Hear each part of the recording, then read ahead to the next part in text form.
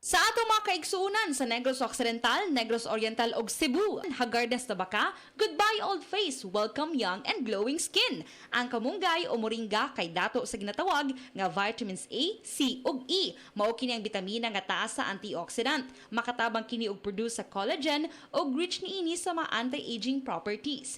Ang Moringa Joy Capsule ang mapalit sa tanan nga butika duol sa inyuhang lugar tag 8 pesos lang.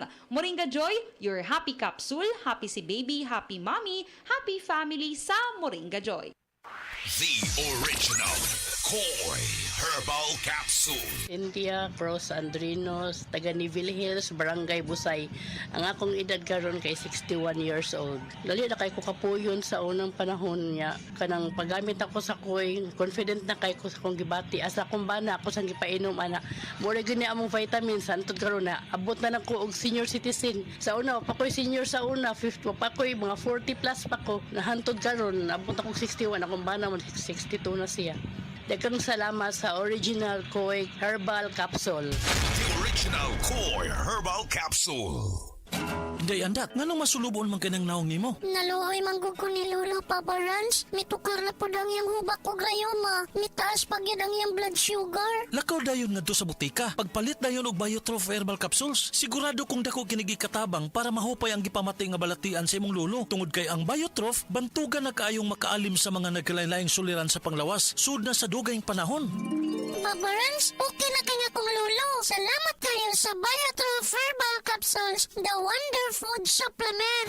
Biotrof Herbal Capsules, mapalit sa mga butika nga naa sa inyong dapit. Nakakaproblema sa paglibang? Mag-inom sa Super Fiber, the fast-acting colon cleansing product approved by the FDA Philippines. Garantisado nga epektibo. Sa duhang tudbalo ka oras, imo na mapagawas ang higko nga makahatag ubas tautan ug makamatay nga sakit. Ang hugaw nga colon, ang una nga silent killer. Death begins in the colon. Mag-Super Fiber. Mas makita natong mayong resulta kung ato ubanon sa pag-inom ang Life Extension Vitamin D3 kag Super Fiber. Para sa himsog kag maayong digestion, mag-inom kada adlaw sang Super Fiber. Mapalit sa mga butika.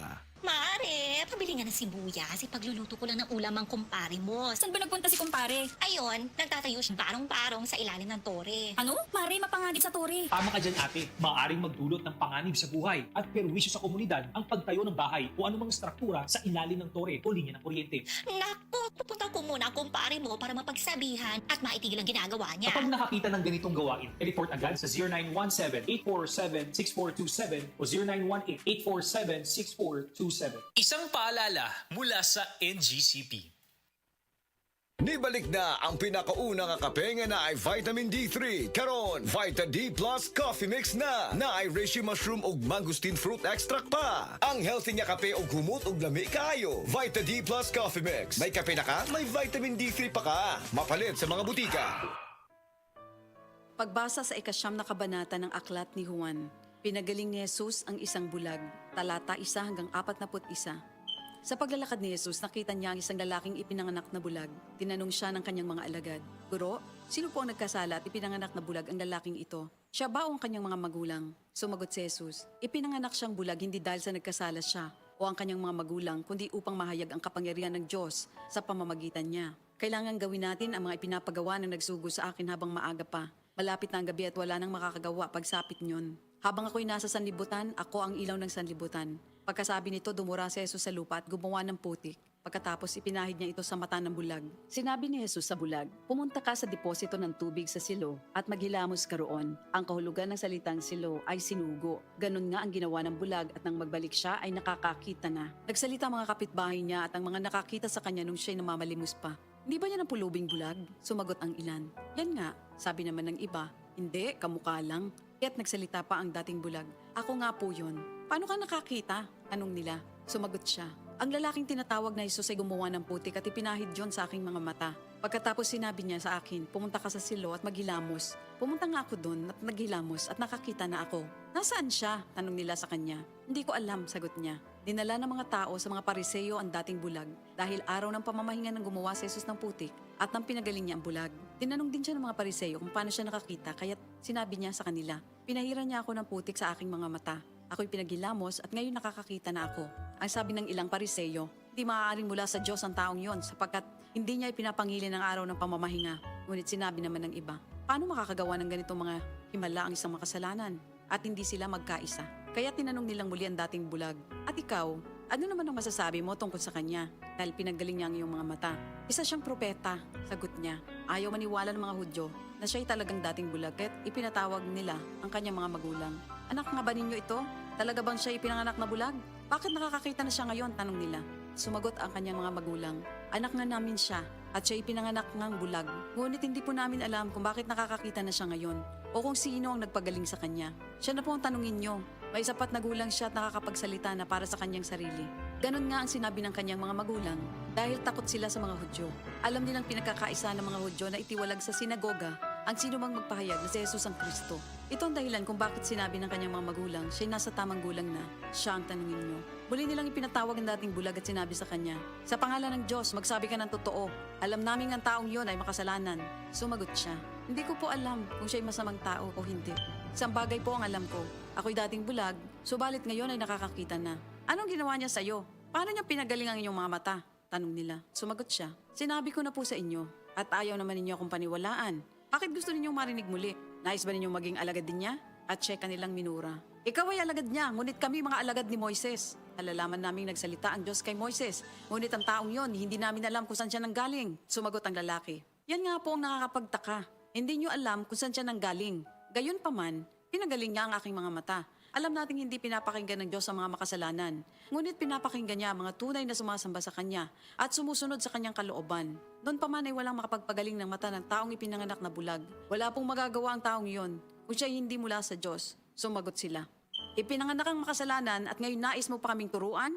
At siya'y kanilang itiniwalag. Nabalitaan ni Jesus na ang lalaking pinagaling niya ay itiniwalag ng mga Pariseyo. Kaya nang matagpuan niya ito, ay kanyang tinanong, "Sumasampalataya ka ba sa anak ng tao?" Sumagot ang lalaki, "Sino po ba siya, Ginoo? Sabihin niyo po sa akin upang ako'y manalig sa kanya." "Siya'y nakita mo na. Siya ang kausap mo ngayon," wika ni Jesus. "Sumasampalataya po ako, Panginoon," ang sabi ng lalaki. At sinamba niya si Jesus. Sinabi pa ni Jesus, "Naparito ako sa mundong ito upang humatol at nang sa gayoy makakita mga bulag at mabulag naman ang mga nakakakita." Narinig ito ng ilang Pariseyong naroon at sila'y kanilang tinanong, "Ibig mo bang sabihin mga bulag kami?" Sumagot si Jesus, "Kung kayo nga'y bulag, wala sana kayong kasalanan. Ngunit dahil sinasabi niyong nakakakita kayo, ang kasalanan ay nananatili sa inyo." Ito ang salita ng Diyos. Oras gihatod kaninyo sa EXL Magkabuhay. Buhay at makulay ang buhay sa EXL Magkabuhay. Oh, day, ano ka? Ang akong anak gidinggi, tabagi ko guyat. Day, dugay na akong isilbiya sa kahinginan nga mugamit kitang sedlinimit oil kay mauni tinuon nga mutabang nato. Ang pagsalig sa mga produkto sa Sed Marketing o sa Sedlinimit Oil may usa sa pagdipinsa sa atong kaugalingon. Labi na jud sa dinggi, way lamok na makaduol nimo kung mugamit ka sa Sedlinimit Oil. Sukad karon guyat, mugamit ako sa Sed Liniment Oil ug ang akong tibuok pamilya kay dako kaayo gasto kung madenggi ka. Sedlinimit Oil, produkto sa Sed Marketing Incorporated. Kini si Goliath. Aduna ko'y bagong na-discovery nga produkto sa Sed Marketing. Kini mao ang Sed Panyawan Coffee. Lahi kini nga klase sa kape. Siguradong ganahan ka. Kay gawas nga labian, isog, swabe, o ispiso ang timpla niini. Ang Sed Panyawan Coffee, usa ka timpla lang nimo, kuntinto ka na. O kini, makapalagsik sa atong kalawasan. Busa, mag-Sed Panyawan Coffee na kita. Sed Panyawan Coffee, produkto sa Sed Marketing Incorporated. Pag kayo'y nabasagan, madaling remedyohan. Pagkatapos dikitan, Parang bago na naman. Pioneer Epoxy, pandikit ng kristal, kahoy at bakal, pang-repair ng radiator, tambucho, refrigerator, martilyo, kutsilyo, gripo, araro, gero, aparador, pampatibay ng bangka, kisame, etc. Pioneer Epoxy, paborito ng bayan. Sa mga workaholic, epektibo ang atong Paragis Bila-Bila Herbal Coffee. Sama na lang ni Roland De La Cruz, nga taga Mati, Davao. Roland De La Cruz, sa Purok Isla, Barangay Central. Porok President. Anong ganahan man kay ka sa kape? Sa Bila-Bila Coffee, laskig ang imong lawas o mayo ang imong lihok. Basta laskig niya kondisyon, makalihok kag may sa trabaho. Kung di ka kainom, mura magluya na ka? Murag luya-luya, lahi ra gyud. Tungod kay nindot gyud ang Bila-Bila Coffee. Kini ginama sa GFMQ Marketing kay sa Paragis Bila-Bila. Dili na ka mag-agwanta pa.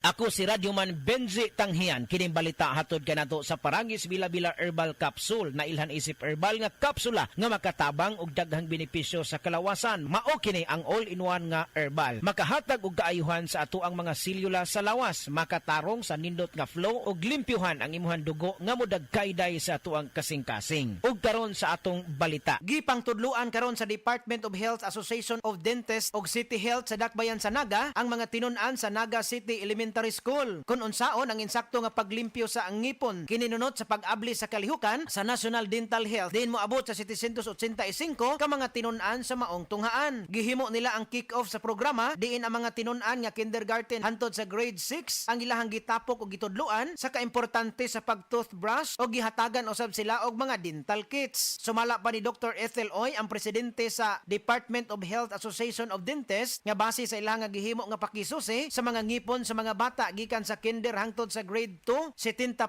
niini adunay mga diferensya. Dugang pa ni Oy nga sa tibuok buwan ilahang nga suruyon ang nagkalain-lain nga eskwelahan sa Naga. Kadtong balita hatod kanato sa Paragis Bila-Bila Herbal Capsule. Alang sa kumpleto nga kombinasyon, gamita lang ang Paragis Bila-Bila Plus Herbal Capsule. Paragis Bila-Bila Herbal Capsule na uban sa pagpangapi sa Paragis Bila-Bila Herbal Coffee ug ang pagpanghaplas sa Paragis Bila-Bila Liniment Oil. Gama sa GFMQ Marketing sa Paragis Bila-Bila, dili na ka mag-agwanta pa. Sa dugang kasayuran, tawag lang sa 0935-641-0261. Ang Paragis Bila-Bila mapalit sa Didings Pharmacy sa Manalili Street, Cebu City, Bestway Pharmacy sa Mandawi City, Healthway Pharmacy, JV Butika sa Cebu, Mandawi, Liloan o Osmeña Boulevard. Mapalit usab sa JY Pharmacy sa 32 Osmeña Building, Osmeña Boulevard, Cebu City. Ako si Radyoman Benji Tanghian, DYHP Tatak RMN.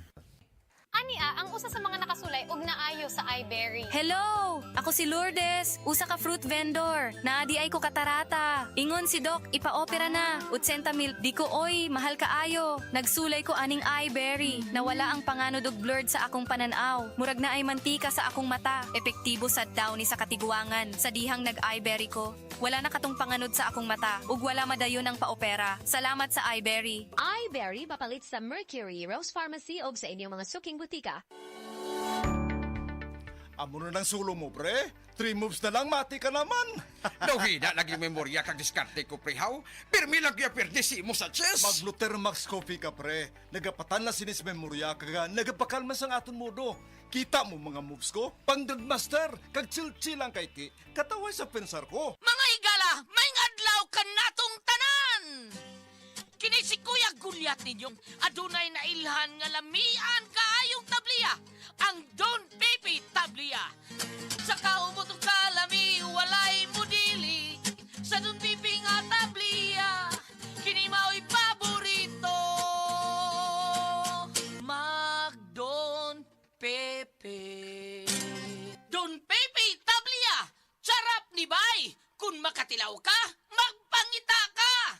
Ang ganda ng saranggola ko! Doon tayo sa may tore. Mahangin daw kasi doon. Oops! Alam ba ninyo na bawal magpalipad ng saranggola malapit sa tore? Bakit naman? Kasi kapag dumikit ang saranggola sa tore o sa linya, maaaring masunog ito na pwedeng maging sanhi ng malawakang brownout. Posible rin kayong makuryente. Naku! Nakakatakot naman yun. Sige, sa ibang lugar na lang tayo maglaro. Kapag nakakita ng ganitong gawain, i-report agad sa 0917-847-6427 o 0918-847-6427. Isang paalala mula sa NGCP. Hi, I'm Dr. Michael Smith, a medical doctor and senior health scientist of Life Extension Foundation USA. I recommend Life Extension Vitamin D3 for everybody. This is the most practical and wise way to protect our health from diseases like cancer, heart disease, diabetes, and a lot of other health conditions. Kinahanglan lig-o ng diskarte mo nga mag-blend 45 malunggay coffee na ay lami nga kaping Pinoy na swak sa panglasa. Dunay Pinoy tibay resistensya tungod kay naay kamunggay, vitamin C ug zinc with proper diet and exercise. Blend 45 malunggay coffee. Ang kape sa madiskarte. Sulit sa bulsa mo nga palit na. Timplang Pinoy nga abot kaya. Mao ka na ang Blend 45. Ang kape sa madiskarte. Attention boys, bata og teenager nga kulang sa height, dili sakto ang height tungod sa edad, ayaw kabalaka. Anian na ang Moringa Joy 350 mg your happy capsule. Makapaayo sa mahina ug daot nga bukog sa tawo. Ang gulay nga pinaka the best nga source sa calcium ug plant-based protein. Ingon pa sila, you are what you eat. Maong dapat balanse ang diet sa mga batanon, go, grow, and glow ang kaunon para sakto ang sustansya ug dili magkubol ang pagtaas sa bata. Ang Moringa Joy capsule ang mapalit sa tanang nga butika duol sa inyuhang mga lugar, tag 8 pesos lang. Makaayog yun sa imong katarapa ang iBerry. Ato paminahon sa testimonya sa naayo sa iBerry. Ako si Dorothy, store attendant sa Carmen. Nakasulay na ko aning iBerry mga isa ka buwan. Kay gusto ko mawala ang akong katarata. Puwerte ra ba pamula sa akong mata? Og di gyud ko kaklaro inigbasa. Mahal pud ang pagpa-opera. Pero nagpasalamat gyud ko sa iBerry. Kay nakatabang sa akong mata. Unya permanente ko na ni ginatumar kay may alibyo. Daghan salamat sa iBerry. iBerry mapalit sa Mercury, Rose Pharmacy o sa inyong mga suking butika. Ang respiratory diseases usa sa nagunang hinungdan sa kamatayon dinhi sa Pilipinas. Busa siguraduha nga himsog kanunay ang imong baga aron makalikay sa mga sakit sama sa lung cancer, COPD, tuberculosis ug uban pang sakit sa baga. Uban sa saktong diet, exercise ug pahuway, pag-inom og Vitalungs capsule. Kalami magkape, pero dapat good ang kape nimo healthy. Parehasan ning Vita D Plus Coffee Mix. Nibalik na ang imong paborito nga pinakauna nga kape nga na ay vitamin D3, reishi mushroom ug mangosteen fruit extract. Aromatic na ug lami pa. Pwede jud siya sa mga naay diabetes. Vita D Plus Coffee Mix. May kape na ka, na ay vitamin D3 pa ka.